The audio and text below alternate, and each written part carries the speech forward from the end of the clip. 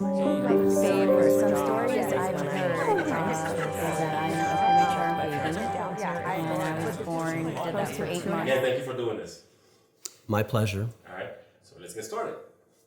So what is your name? My name is Lynn Everard. Okay, and where were you born? I was born in upstate New York, about an hour south of the Canadian border. Okay, and any stories about your birth? Yes, I am a product of incest. Okay. My father sexually abused at least 3 of my 4 sisters. He got the youngest one pregnant. She gave birth to a son, and I'm that child. Okay. And what year were you born? I was born in 1955. Okay. What is your father's name?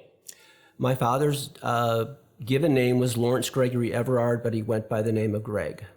Okay. And where was he born? He was born in upstate New York. I don't know exactly where. Okay. And you know what year? 1902. Oh. And what was his occupation? He was a supervisor in a factory that made folding paper boxes, cardboard boxes. Okay. And what about your mother? What's your mother's name? So my grandmother, who adopted me as her son at my birth, her name was Elvina Everard, but she went by the name of Lavina. So your biological mother, what was her name? Her name was Alice Everard Farney. Okay. And so you consider your grandmother your mother?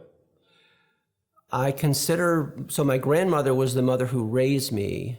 My actual birth mother, I believed my whole life, was actually my sister. I had frequent contact with her as a child and growing up, but I only knew her as a sister. I only had actually one conversation with her as a son to a mother when I was about 50 years old. And the conversation lasted 3 minutes, and that was the only conversation I have ever had with her, and she passed away about 6 years ago. Okay. How was that experience? It was a time in my life where I was really appreciative of the fact that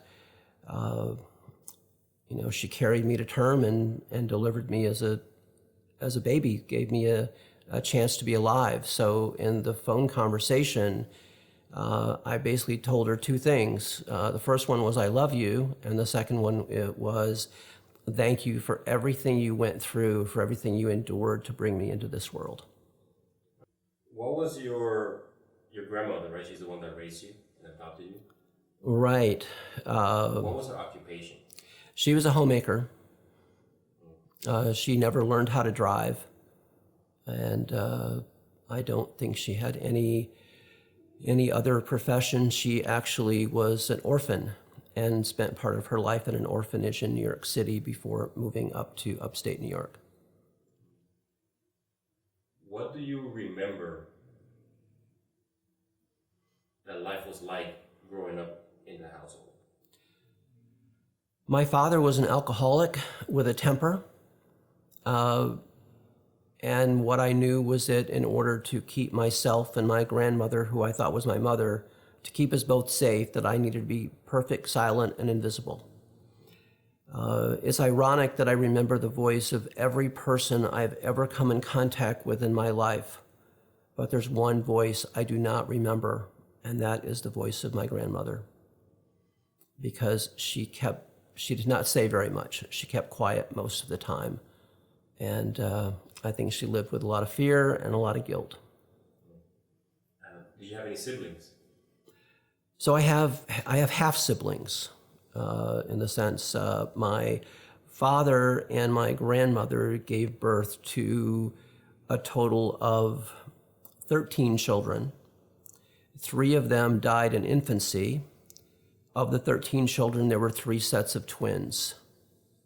And my birth mother is one of the twins. Her twin brother, Alan, died as an infant. So where did you grow up? So I grew up in upstate New York in a little town called Krogan. It was famous for a meat product called Krogan bologna, which was sold throughout upstate New York, down as far as Syracuse, and it might have made its way a little further west over a period of time. Very small town. It was originally a farming, forestry, hydroelectric power community. There were a lot of dams and power plants where they had harnessed the power of the rivers, and logging was a very active thing there for many years, and then of course farming. And I was born on a farm, although the farm was no longer operating because the barn had burned down in a fire that happened, I guess, several years before I was born. Can you describe the house you lived in? Yes, it was a farmhouse. It was a pretty good sized house. It had 2 floors, and the last photo I have of it, which was some years after we had moved out, it was a gray house. I believe it was probably white when I was growing up, and it sat on. There was an old road between two small towns, and the old road went behind the house, and the new road went in front of the house. And so there was always the kind of the old path of the old road, but the new road went in front of the house, or actually went. They used part of the barn, the old barn stone, as part of the fill for the roadbed when they were constructing the new road. And do you remember what games you played as a child? I really don't. As a young child, so I lived in that house until I was 5, and then we moved into the town of Krogan into a trailer, a mobile home, and I lived there until I was 18. If you could describe your childhood with one word, what would it be and why? That's really tough. But I think the word I'm going to use is hiding. Because hiding by being silent, by being perfect, by being invisible, essentially hiding from my father up until he passed away when I was 13. But I did not want to get on his bad side, and I did not want to do anything that would cause him to potentially harm my grandmother or me. And so I learned to be a hider at a very early age. I was usually by myself, or I would go down the street and play with my friends to get away. And then when I went back, I just kind of resumed hiding. 3 days after my grandmother, who up to that point I thought was my mother, after she had passed away, a neighbor with good intentions said, "I'm really sorry to hear about your grandmother." And when I heard that, I didn't say anything because I'd learned to be quiet about things. But it set off some alarm bells in my head because I didn't have a grandmother. At least I had a grandmother, but I didn't actually know any of them. And none of them were alive to my knowledge. So who was she talking about with my grandmother?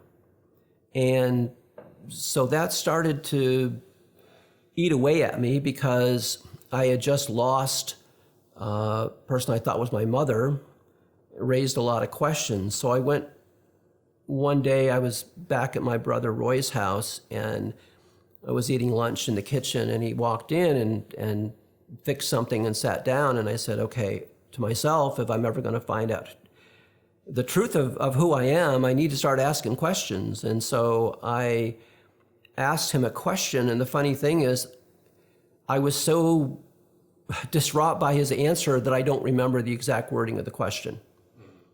But my question was something about my birth. Who was I? How did I get here? And in response, I remember he looked at me, and his face got beet red. And then in a loud, stern voice, he said, "We do not talk about that in this family." And that was me and the circumstances of my birth. And I felt deeply hurt and felt very alone, because now everything that I thought I knew was in question. I wasn't even sure if any of these people were even my family. I didn't know where I came from. And then that began this quest to try to find out who I was. And that quest lasted a long time. That quest actually lasted almost 30 years of trying to put the pieces together. So the first chance I had to figure things out was I'd gone to college. I met a woman there who I married, and I wasn't sure I wanted to have kids because I had started hypothesizing that because I didn't know who my father was and didn't know who my mother was, there was a possibility, I believe there was a possibility that I was the son of one of my sisters. But the sister I thought it might be was married to a man who was, in my judgment, was even more evil than my own father. And if this man was my father, there was no way in the world I was going to bring children into the world. There was even the slightest chance that his DNA was in me. And so I needed to find out that he wasn't my father. And we were living in Buffalo, New York at the time, and we took a trip upstate to a family reunion and went to Lowville, New York, which is the county seat, which is about 2 miles from the hospital where I was born, and went into the county clerk's office. And I had constructed a ruse in order to trick her into giving me one piece of information while making her think I actually had the other piece of information that she thought I was looking for. And was able to determine from that my father was actually my father, so that this other man was not my father. And that was very important to me because this man was one of the cruelest, meanest people you'd ever want to meet. He was in a serious car accident, and he just snapped. Just like psychologically, he just snapped and became incredibly abusive toward my sister, including, burning her body with cigarette butts was one of the things I remember hearing about. So I wanted nothing to do with being a father if there was any chance that his DNA was within me. And so when I found out that that was not the case, I breathed a sigh of relief and I said, okay, so I know who my father is, and it's who I think it is. It's my actual father. By that time, he had passed away when I was 13, so he'd been gone for quite a while. I think I was 24 when we did that thing. My now ex-wife was with me when we did that. 12 years later, we didn't think we could have kids, and so we weren't trying to prevent them. And then all of a sudden, my wife got pregnant. But we were so convinced that she couldn't get pregnant, because if she could get pregnant, she would have already gotten pregnant in the 12 years that we were married before that. But she went to have some tests and discovered she was pregnant. We learned that she was pregnant when she was 5.5 months along. So now we had 3.5 months to get ready to be parents for the first time. And there were a lot of things that had to happen in a very short period of time. I still didn't know for sure who my mother was. I knew who it wasn't, but I didn't know who it was. And then we had my daughter 2.5 years after my son. Still continuing, my older brother Ken, who I mentioned, who was my mentor in life in terms of business and education and things like that. He bought me a share of stock in Drexel Burnham when I was 8 years old, so I would just begin to understand how the business world worked. He and his wife Lois began to be supportive of my goal, of my quest to find out who my mom was, to the point where they acted as a go-between between my mom, my sister, and I, confirming the fact that she was my mother, and then basically setting up this one-time opportunity for me to have a conversation with her. And that's the conversation that I referenced earlier that lasted about 3 minutes. And we spoke, and that was that. And she passed away about 6 years ago. And one of the things I wrote in my book not too long ago was that I didn't feel like I had a chance to say goodbye to her, but I also didn't feel like I even had the chance to say hello to her in terms of my life and that experience. So you mentioned that you were previously married. Yes. Yes. What was her name and how did you meet? Her name is Joanne, and we met in college and got married shortly after college. We had a long-distance relationship for a while. I moved out to Portland, Oregon. She was still in Buffalo. And she came out, and we got engaged and got married the following year. Lived out there for 2 years and then moved back to Buffalo. And then we're in Buffalo until 1989 when we moved to Fort Lauderdale. And we moved down here for me to take a job. And that's when we started our family, was after we moved down here. So I have a son who's 28. I have a daughter who's 26 and is getting married at the end of September. Any grandkids? Not yet. So not holding my breath, but I think my daughter would like to, but she still has things she wants to do in her life before that happens. She's still young. She's 26. She's got plenty of time. At the time of getting married, right, did you both have the same idea about having children? Yes. We both were interested in having children, but I was afraid. I was afraid that I was going to be a monster. Now, my ex-wife knew I wasn't, but I had doubts. I had an experience when I was maybe about 11. I was always the happy kid, or at least on the outside, I appeared to be the happy kid, and inside I was the overthinking kid. Okay, but the happy kid never would hurt a fly, except that when I was 11, I had my friend Peter and I, and then his brother Tom and another kid that lived near me on the street named Billy. Billy and Tom were friends, and so we'd play 2-on-2 football. You know, and so they would do everything they could. The older boys would do everything they could to get Peter and I to fight each other. And then one day, for whatever reason, because normally it would just be a quick wrestling match and be done, because I didn't really care. I just want to get back to playing football. But for whatever reason, something happened, and I snapped. And I was like, I found myself sitting on my friend Peter's chest. My knees had his arms held down, and I had his head in my hands. I had grabbed his hair, and I was pounding his head into the ground, into the grass. And the other two boys quickly grabbed me and pulled me off of him because they didn't realize what was going on. And that moment scared the crap out of me, because I had never experienced anger on that level. Normally for me, anger would be taking it out on myself, but I've never expressed it and taken it out on someone else. And it really scared me, and it made me wonder what was wrong with me. And that was at age 11. So that thought was there when I hit 18 and after that, and started wondering who I was and if I was really part of that family. Have you ever told yourself there's something wrong here? I have. And when was the earliest you remember you saying that, and what happened? Well, in that experience that I just shared with you, I knew there was something wrong there.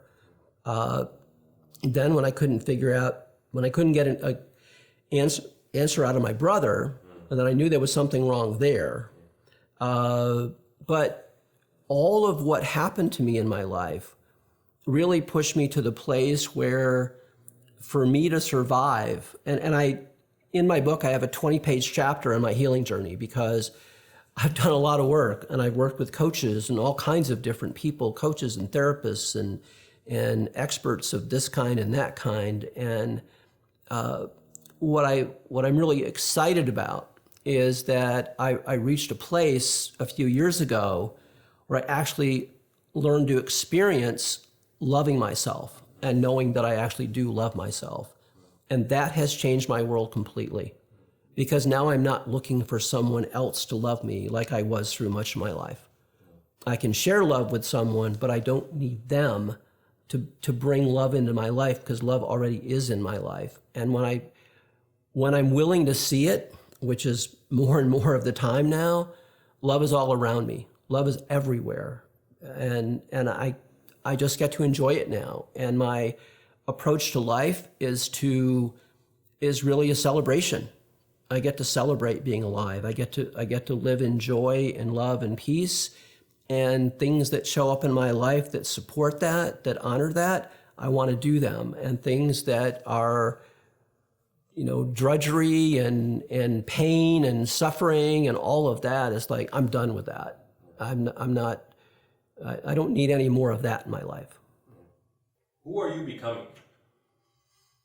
So I'm becoming who I've always been, underneath all the layers of stuff that I painted over myself and caked on myself and rolled in the mud and let it sit there and whatever. But who I'm becoming is the person that I came here to be, and that is someone who lives life from a place of compassion for myself and others, lives life from a place of love for myself and others, sees myself and every other person, sees the soul of the person before I see anything else. And living life from that place is so freeing.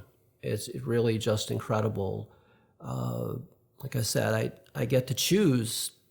I'm not in control of everything. None of us really are, and that's my belief. But I get to choose, and I get to plan, and I get to create my experiences in life from my choices that I make. So it's really the person that I am now is the person who, for most of his life, could not speak his truth, who was afraid to voice an opinion, afraid to speak up for any reason. And now I've learned how to speak my truth. I've learned how to stand in my truth. And I've learned that if I don't speak my truth, then I'm lying. If your life has been a resume, what do you qualify for? And this position doesn't need to exist. It could be something made up. Well, what would you qualify for after all the experiences you've had in life? I qualify to be the warden of the prison that we all put ourselves into, and to set myself free and help other people understand that they get to set themselves free. And so I see myself as kind of a warden, but not someone who's trying to keep people captive, someone who's trying to set them free. This warden doesn't want any occupied cells in the jail. Let's fast forward 100 years from now, 200. We don't want this to happen soon, but it's going to happen. That is that we're going to die. So what's being said about Lynn in his eulogy?